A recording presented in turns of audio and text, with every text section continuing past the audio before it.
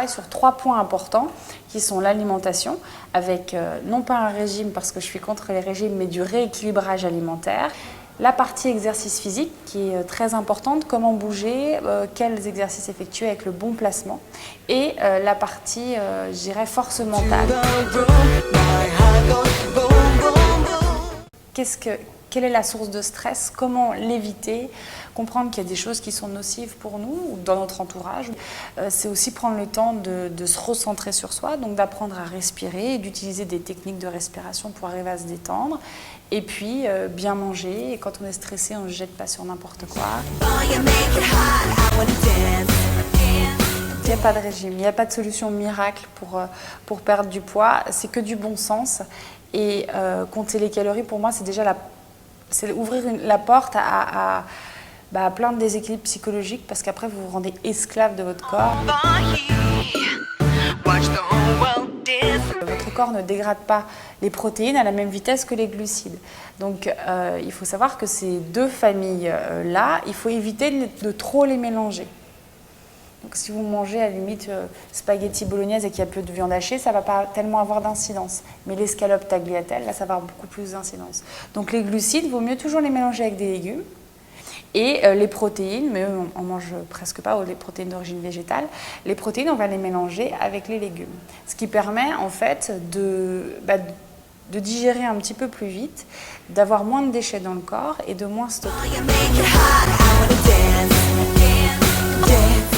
L'idéal, c'est de consommer aussi les fruits en dehors des repas, toujours pareil pour ce problème de digestion. Et on les consomme toujours avec un petit aliment à côté pour ne pas faire monter trop vite la glycémie. Donc c'est avec un yaourt ou avec des amandes. Voilà, je dirais après, ce sont des snacks intelligents. J'ai ma poignée d'amandes et donc... comme moi je suis une fille un peu brutale, je suis en scooter, j'ai mon casque, toujours mon sac.